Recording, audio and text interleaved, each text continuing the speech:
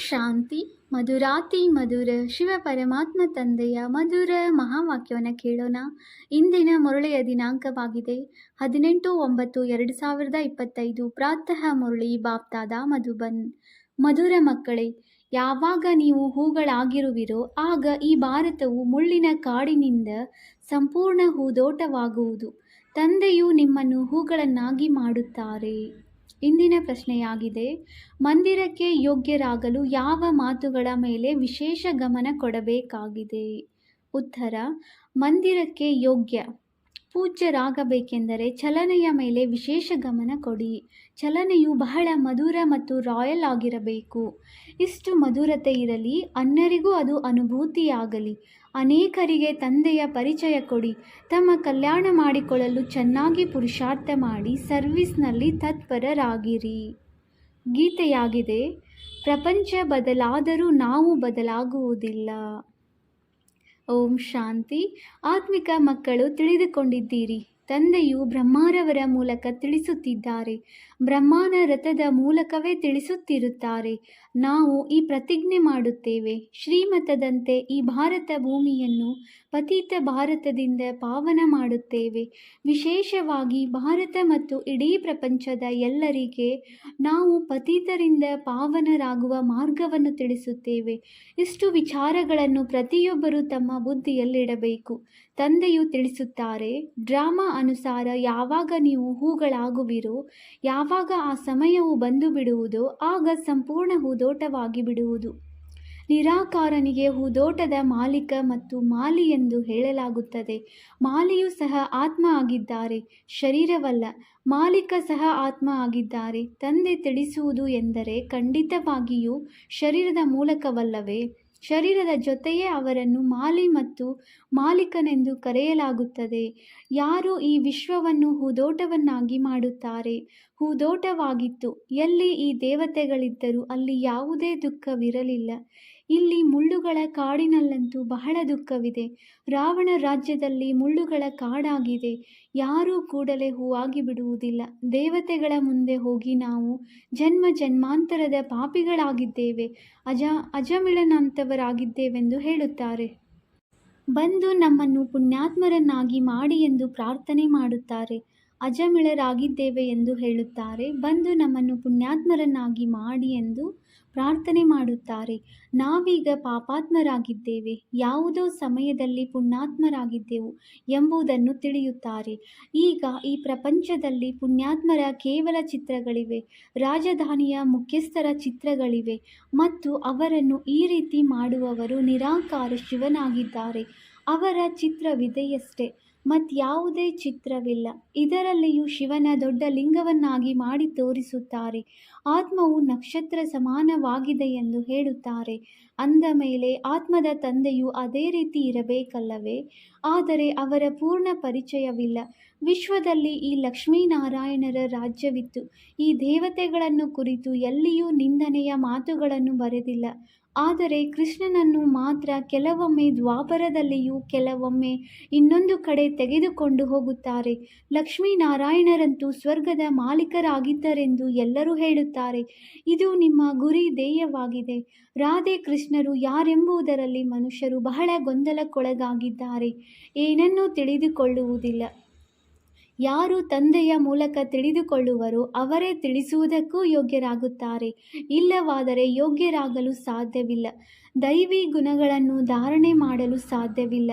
ಬಲೆ, ಎಷ್ಟಾದರೂ ತಿಳಿಸಿ, ಆದರೆ ಡ್ರಾಮಾ ಅನುಸಾರ ಈ ರೀತಿ ಆಗಲೇಬೇಕಾಗಿದೆ. ಈಗ ನೀವು ಸ್ವಯಂ ತಿಳಿದುಕೊಳ್ಳುತ್ತೀರಿ, ನಾವೆಲ್ಲ ಮಕ್ಕಳು ತಂದೆಯ ಶ್ರೀಮತದಂತೆ ನಮ್ಮದೇ ತನು ಮನ ಧನದಿಂದ ಆತ್ಮಿಕ ಸೇವೆ ಮಾಡುತ್ತೇವೆ. ಪ್ರದರ್ಶಿನಿ ಅಥವಾ ಮ್ಯೂಸಿಯಂಗಳಲ್ಲಿ ನೀವು ಭಾರತಕ್ಕೆ ಯಾವ ಸೇವೆ ಮಾಡುತ್ತೀರಿ ಎಂದು ಕೇಳುತ್ತಾರೆ. ನೀವು ತಿಳಿದುಕೊಂಡಿದ್ದೀರಿ, ನಾವು ಭಾರತದ ಬಹಳ ಒಳ್ಳೆಯ ಸೇವೆ ಮಾಡುತ್ತೇವೆ. ಕಾಡಿನಿಂದ ಉದ್ಯಾನವನವನ್ನಾಗಿ ಮಾಡುತ್ತಿದ್ದೇವೆ. ಸತ್ಯಯುಗವು ಹೂದೋಟ, ಕಲಿಯುಗವು ಮುಳ್ಳುಗಳ ಕಾಡಾಗಿದೆ. ಒಬ್ಬರು ಇನ್ನೊಬ್ಬರಿಗೆ ದುಃಖವನ್ನೇ ಕೊಡುತ್ತಿರುತ್ತಾರೆ. ಇದನ್ನು ನೀವು ಬಹಳ ಚೆನ್ನಾಗಿ ತಿಳಿಸಿಕೊಡಬಹುದು. ಮಂದಿರಗಳಲ್ಲಿ ಲಕ್ಷ್ಮೀನಾರಾಯಣರ ಚಿತ್ರವನ್ನು ಬಹಳ ಸುಂದರವಾಗಿ ಮಾಡಿಸುತ್ತಾರೆ. ಕೆಲವೊಂದೆಡೆ ಕಪ್ಪಾಗಿಯೂ ಕೆಲವೊಂದೆಡೆ ಸುಂದರವಾಗಿಯೂ ತೋರಿಸುತ್ತಾರೆ. ಅದರ ರಹಸ್ಯವೇನೆಂಬುದನ್ನು ಸಹ ತಿಳಿದುಕೊಳ್ಳುವುದಿಲ್ಲ. ನೀವು ಮಕ್ಕಳಿಗೆ ಈಗ ಇದೆಲ್ಲದರ ಸಂಪೂರ್ಣ ಜ್ಞಾನವಿದೆ. ತಂದೆಯು ತಿಳಿಸುತ್ತಾರೆ, ನಾನು ಬಂದು ಎಲ್ಲರನ್ನೂ ಮಂದಿರ ಯೋಗ್ಯರನ್ನಾಗಿ ಮಾಡುತ್ತೇನೆ. ಆದರೆ ಎಲ್ಲರೂ ಮಂದಿರಕ್ಕೆ ಯೋಗ್ಯರಾಗುವುದಿಲ್ಲ. ಪ್ರಜೆಗಳಂತೂ ಮಂದಿರ ಯೋಗ್ಯರೆಂದು ಹೇಳುವುದಿಲ್ಲ ಅಲ್ಲವೇ? ಯಾರು ಪುರುಷಾರ್ಥ ಮಾಡಿ ಬಹಳ ಸೇವೆ ಮಾಡುವರೋ ಅವರಿಗೆ ಪ್ರಜೆಗಳಾಗಿರುತ್ತಾರೆ. ನೀವು ಮಕ್ಕಳು ಆತ್ಮಿಕ ಸಮಾಜ ಸೇವೆಯನ್ನು ಮಾಡಬೇಕಾಗಿದೆ. ಈ ಸೇವೆಯಲ್ಲಿ ತಮ್ಮ ಜೀವನವನ್ನು ಸಫಲ ಮಾಡಿಕೊಳ್ಳಬೇಕಾಗಿದೆ. ಚಲನೆಯು ಮಧುರ ಸುಂದರವಾಗಿರಲಿ, ಅದರಿಂದ ಅನ್ಯರಿಗೂ ಮಧುರತೆಯಿಂದ ತಿಳಿಸಬಹುದು. ತಾನೇ ಮುಳ್ಳಾಗಿದ್ದರೆ ಅನ್ಯರನ್ನು ಹೂಗಳನ್ನಾಗಿ ಹೇಗೆ ಮಾಡುವಿರಿ? ಅಂಥವರ ಬಾಣವು ನಾಟುವುದಿಲ್ಲ. ತಂದೆಯನ್ನು ನೆನಪು ಮಾಡದಿದ್ದರೆ ಬಾಣವು ಹೇಗೆ ನಾಟುತ್ತದೆ? ತಮ್ಮ ಕಲ್ಯಾಣಕ್ಕಾಗಿ ಚೆನ್ನಾಗಿ ಪುರುಷಾರ್ಥ ಮಾಡಿ ಸರ್ವೀಸ್ನಲ್ಲಿ ತತ್ಪರರಾಗಿರಿ. ತಂದೆಯು ಸೇವೆಯಲ್ಲಿ ಉಪಸ್ಥಿತರಿದ್ದಾರಲ್ಲವೇ? ಹಾಗೆಯೇ ನೀವು ಮಕ್ಕಳು ಸಹ ದಿನರಾತ್ರಿ ಸೇವೆಯಲ್ಲಿ ತತ್ಪರರಾಗಿರಿ. ಎರಡನೆಯ ಮಾತೇನೆಂದರೆ, ತಂದೆಯು ತಿಳಿಸುತ್ತಾರೆ, ಶಿವ ಜಯಂತಿಯೆಂದು ಬಹಳ ಮಕ್ಕಳು ಪತ್ರಗಳನ್ನು ಕಳುಹಿಸುತ್ತಾರೆ. ಅದರಲ್ಲಿ ಈ ರೀತಿ ಬರೆದಿರಲಿ. ಅದನ್ನು ಯಾರಿಗಾದರೂ ತೋರಿಸಿದ ಕೂಡಲೇ ಅರ್ಥವಾಗಿ ಬಿಡಬೇಕು. ಮುಂದೇನು ಮಾಡಬೇಕೆಂದು ಪುರುಷಾರ್ಥ ಮಾಡಬೇಕಾಗಿದೆ. ಯಾವ ಸೇವೆ ಮಾಡಿದರೆ ಅನೇಕರಿಗೆ ತಂದೆಯ ಪರಿಚಯ ಸಿಗುವುದು ಎಂಬುದಕ್ಕಾಗಿಯೇ ಚರ್ಚಾಗೋಷ್ಠಿಗಳನ್ನಿಡಲಾಗುತ್ತದೆ. ಪತ್ರಗಳಂತೂ ಬಹಳಷ್ಟಿದೆ. ಇದರಿಂದ ನೀವು ಬಹಳ ಕೆಲಸವನ್ನು ತೆಗೆದುಕೊಳ್ಳಬೇಕಾಗಿದೆ. ಶಿವಬಾಬಾ ಕೇರ್ ಆಫ್ ಬ್ರಹ್ಮಬಾಬಾ ಎಂದು ವಿಳಾಸವನ್ನು ಬರೆಯುತ್ತಾರೆ. ಪ್ರಜಾಪಿತ ಬ್ರಹ್ಮನು ಇದ್ದರೆ ಒಬ್ಬರು ಆತ್ಮಿಕ ತಂದೆ, ಇನ್ನೊಬ್ಬರು ಸಾಕಾರ ತಂದೆ. ಇವರಿಂದ ಸಾಕಾರ ರಚನೆಯನ್ನು ರಚಿಸಲಾಗುತ್ತದೆ. ತಂದೆಯು ಮನುಷ್ಯ ಸೃಷ್ಟಿಯ ರಚಯಿತನಾಗಿದ್ದಾರೆ. ಹೇಗೆ ರಚನೆಯನ್ನು ರಚಿಸುತ್ತಾರೆ ಎಂಬುದನ್ನು ಇಡೀ ಪ್ರಪಂಚದಲ್ಲಿ ಯಾರೂ ತಿಳಿದುಕೊಂಡಿಲ್ಲ. ತಂದೆಯು ಬ್ರಹ್ಮರವರ ಮೂಲಕ ಈಗ ಹೊಸ ರಚನೆಯನ್ನು ರಚಿಸುತ್ತಿದ್ದಾರೆ. ಬ್ರಾಹ್ಮಣರು ಶಿಕೆಗೆ ಸಮಾನರಾಗಿದ್ದೀರಿ. ಮೊಟ್ಟ ಮೊದಲು ಬ್ರಾಹ್ಮಣರು ಅವಶ್ಯವಾಗಿ ಬೇಕು. ಈ ಶಿಕೆಯು ವಿರಾಟ ರೂಪದ್ದಾಗಿದೆ. ಬ್ರಾಹ್ಮಣ, ದೇವತಾ, ಕ್ಷತ್ರಿಯ, ವೈಶ್ಯ, ಶೂದ್ರ. ಮೊದಲು ಶೂದ್ರರಿರಲು ಸಾಧ್ಯವಿಲ್ಲ. ತಂದೆಯು ಬ್ರಹ್ಮರವರ ಮೂಲಕ ಮೊದಲು ಬ್ರಾಹ್ಮಣರನ್ನು ರಚಿಸುತ್ತಾರೆ. ಶೂದ್ರರನ್ನು ಹೇಗೆ ಮತ್ತು ಯಾರ ಮೂಲಕ ರಚಿಸುತ್ತಾರೆ, ಹೇಗೆ ಹೊಸ ರಚನೆಯನ್ನು ರಚಿಸುತ್ತಾರೆ ಎಂಬುದನ್ನು ನೀವು ಮಕ್ಕಳು ತಿಳಿದುಕೊಂಡಿದ್ದೀರಿ. ಇದು ತಂದೆಯ ರಚನೆಯಾಗಿದೆ. ಕಲ್ಪಕಲ್ಪವು ತಂದೆಯು ಬಂದು ಶೂದ್ರರಿಂದ ಬ್ರಾಹ್ಮಣರನ್ನಾಗಿ ಮಾಡುತ್ತಾರೆ, ಮತ್ತೆ ಬ್ರಾಹ್ಮಣರಿಂದ ದೇವತೆಗಳನ್ನಾಗಿ ಮಾಡುತ್ತಾರೆ. ಬ್ರಾಹ್ಮಣರ ಸೇವೆಯು ಅತಿ ಶ್ರೇಷ್ಠವಾಗಿದೆ. ಆ ಬ್ರಾಹ್ಮಣ ಲೌಕಿಕ ಬ್ರಾಹ್ಮಣರಾದರೆ ತಾವೇ ಪವಿತ್ರರಾಗಿರುವುದಿಲ್ಲ. ಅಂದ ಮೇಲೆ ಅನ್ಯರನ್ನು ಹೇಗೆ ಪವಿತ್ರರನ್ನಾಗಿ ಮಾಡುವರು?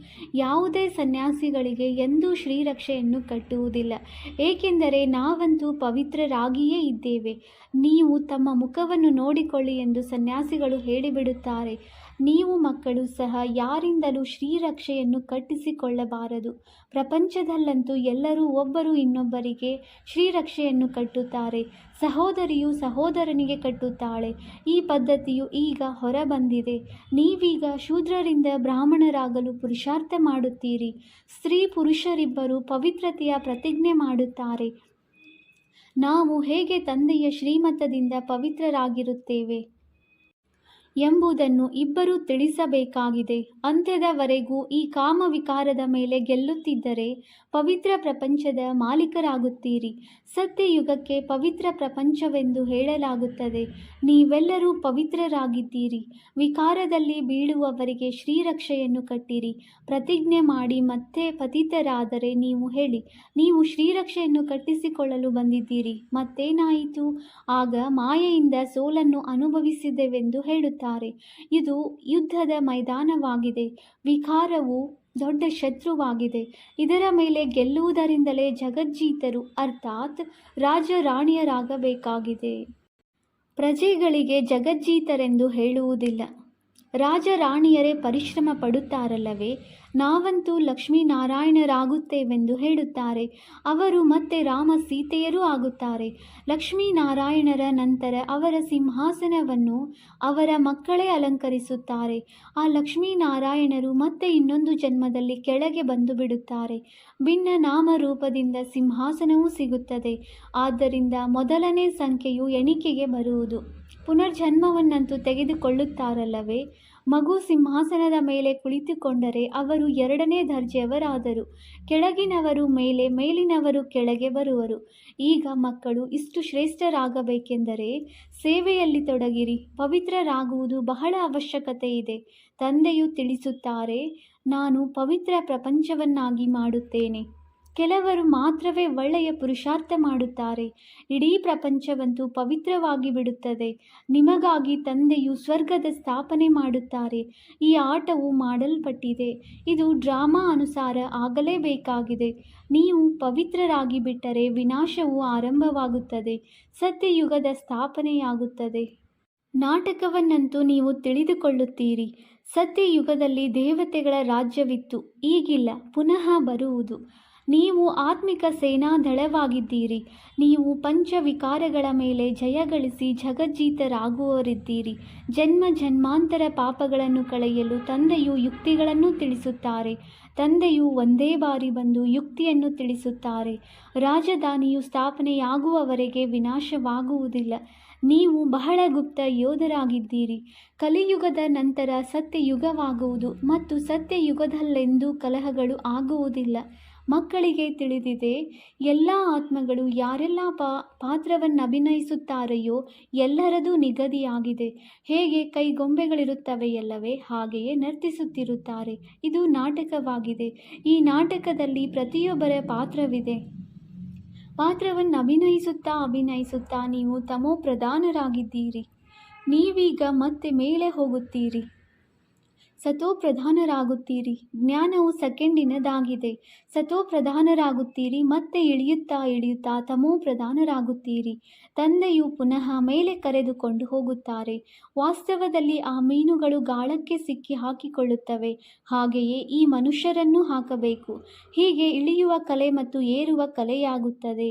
ನೀವು ಏರುತ್ತೀರಿ, ಮತ್ತೆ ಕೆಳಗಿಳಿಯುತ್ತಾ ಮೇಲಿನಿಂದ ಸತ್ಯಯುಗದಿಂದ ಇಳಿಯುವುದರಲ್ಲಿ 5000 ವರ್ಷಗಳು ಹಿಡಿಸುತ್ತವೆ.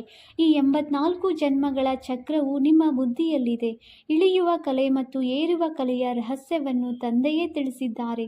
ನಿಮ್ಮಲ್ಲಿ ನಂಬರ್ವಾರ್ ತಿಳಿದುಕೊಂಡಿದ್ದೀರಿ ಮತ್ತು ಪುರುಷಾರ್ಥ ಮಾಡುತ್ತೀರಿ. ಯಾರು ತಂದೆಯನ್ನು ನೆನಪು ಮಾಡುವರೋ ಅವರು ಬೇಗನೆ ಮೇಲೆ ಹೋಗುತ್ತಾರೆ. ಇದು ಪ್ರವೃತ್ತಿ ಮಾರ್ಗವಾಗಿದೆ. ಹೇಗೆ ಸ್ಪರ್ಧೆಯಲ್ಲಿ ಜೋಡಿಯನ್ನು ಓಡಿಸುವಾಗ ಜೋಡಿಯ ಉದಾಹರಣೆಗೆ ಹೋರಿಗಳು ಒಂದೊಂದು ಕಾಲನ್ನು ಕಟ್ಟಿ ಓಡಿಸುತ್ತಾರೆ. ಇದೂ ಸಹ ಒಂದು ಸ್ಪರ್ಧೆಯಲ್ಲವೇ?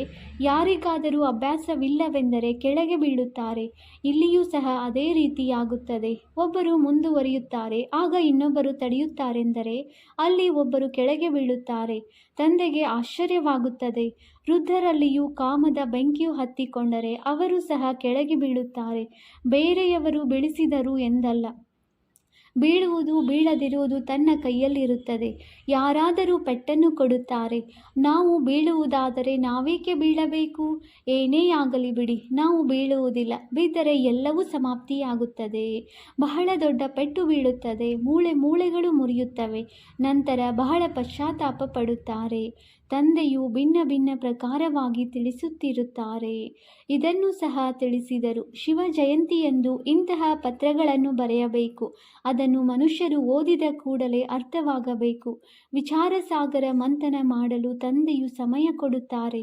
ಪತ್ರಗಳನ್ನು ನೋಡಿದರೆ ಸಾಕು, ಆಶ್ಚರ್ಯಚಕಿತರಾಗಬೇಕು. ಎಲ್ಲರೂ ಬಾಪ್ ದಾದಾ ಎಂದು ಬರೆಯುತ್ತಾರೆ. ನೀವು ತಿಳಿಸಿಕೊಡಿ. ಶಿವ ತಂದೆಗೆ ಬಾಪ್ ತಂದೆ ಮತ್ತು ಬ್ರಹ್ಮ ತಂದೆಗೆ ದಾದಾ ಅಣ್ಣ ಎಂದು ಬರೆಯುತ್ತೇವೆ. ಒಬ್ಬರಿಗೆ ಎಂದಾದರೂ ಬಾಪ್ ದಾದಾ ಎಂದು ಹೇಳುತ್ತಾರೆಯೇ? ಇದು ವಿಚಿತ್ರವಾದ ಮಾತಾಗಿದೆ. ಇದರಲ್ಲಿ ಸತ್ಯವಾದ ಜ್ಞಾನವಿದೆ. ಆದರೆ ನೆನಪಿನಲ್ಲಿದ್ದಾಗ ಮಾತ್ರವೇ ಅನ್ಯರಿಗೆ ಬಾಣವು ನಾಟುವುದು. ಮಕ್ಕಳು ಪದೇ ಪದೇ ದೇಹಾಭಿಮಾನದಲ್ಲಿ ಬಂದು ಬಿಡುತ್ತಾರೆ.